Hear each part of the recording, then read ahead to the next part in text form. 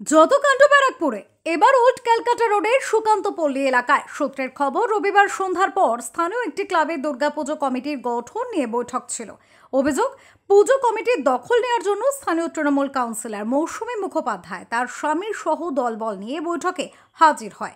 Committee গঠনের সময় জোর করে বৈঠক ঘরের দরজা ভিতর থেকে বন্ধ করে দেওয়া হয় বলে অভিযোগ। আর বাইরের দখল নেয় কাউন্সিলরের দলবল।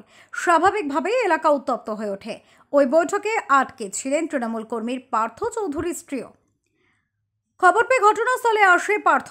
তিনি গোটা ঘটনার প্রতিবাদ করলে কাউন্সিলরের অনুগামীদের সঙ্গে তার বচসা হয়। সে সময় তাকে মারধর করা হয় বলে অভিযোগ। পুজো কমিটির সভাপতি সঞ্চিতা কুমার বলেন, তৃণমূল কাউন্সিলর মৌসুমী মুখোপাধ্যায় প্রথমে বলেছিলেন পুজোয় তিনি থাকবেন না। তারপর এদিন যখন কমিটি গঠন নিয়ে বৈঠক শুরু হয় সে সময় তার স্বামীর সহ দলবল নিয়ে আসে। কমিটি গঠন নিয়ে যখন বৈঠক হচ্ছিল তখন দরজা বন্ধ করে দেওয়া হয়। বলা হয় যতক্ষণ না কমিটি তৈরি হবে কেউ বাইরে বেরোতে পারবেন না। সেই সময় বাইরে গন্ডগোল বাঁধলে জানতে পারি পার্থকে মারধর করা হচ্ছে।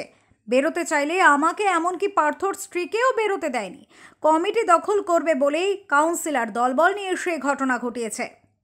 বাইরে শুনতে পাচ্ছি মারপিট হচ্ছে, আমরা বেরোতে যাচ্ছি, বেরোতে দিচ্ছে না। তখন আমার যে সেক্রেটারি, যে তারই হাজবেন্ড হচ্ছে পার্থ, তাকে বলছে যে আগে কমিটির মিটিং শেষ করবি তবে বরকে দেখতে যাবি, তার আগে যেতে দেওয়া হবে না। আমরা কারা মারধর করছে? বাইরে সব ছেলেপিলের, এই ছেলেরাই বাইরে মারপিট করছিল। হ্যাঁ, এই পাড়ার এই যাদের মাদের নাম বলছি তাদেরই ছেলেরা এরা, আমাদেরই পাড়ার ছেলেরা এরা, ছোট ছোট ছেলে সব, এরা মারমূর্তি হয়ে উঠেছে সব। সূত্রের খবর, প্রচন্ড মারধরের ফলে অচৈতন্য হয়ে পড়েন পার্থ। তড়িঘড়ি তাকে উদ্ধার করে ব্যারাকপুর বিএন বসু মহকুমা হাসপাতালে নিয়ে যাওয়া হয়, কিন্তু চিকিৎসকেরা তাকে মৃত বলে ঘোষণা করেন। খবর পেয়ে হাসপাতালে পৌঁছন ব্যারাকপুর পুরসভার চেয়ারম্যান উত্তম দাস। তার কথায় পুজো কমিটি গঠন নিয়ে মারামারির ঘটনা ঘটেছে। হাসপাতালে এসে শুনলাম মৃত অবস্থায় আনা হয়েছিল দলের এক কর্মীকে। প্রশাসন তদন্ত করে অভিযুক্তদের বিরুদ্ধে প্রয়োজনীয় ব্যবস্থা নেবে।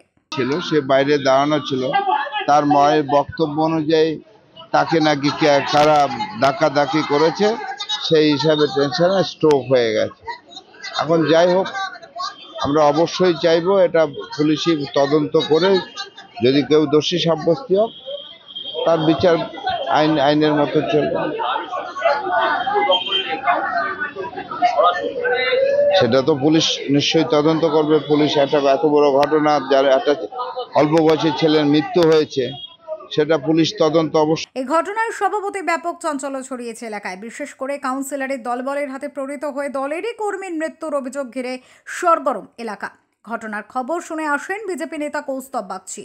কাউন্সিলরের শাস্তির দাবি তুলেছেন এলাকার মানুষ। সোমবার সকালেও 12 নম্বর ওয়ার্ড এলাকা থমথমে। প্রতীতি ঘোষের রিপোর্ট, ওঙ্কার বাংলা।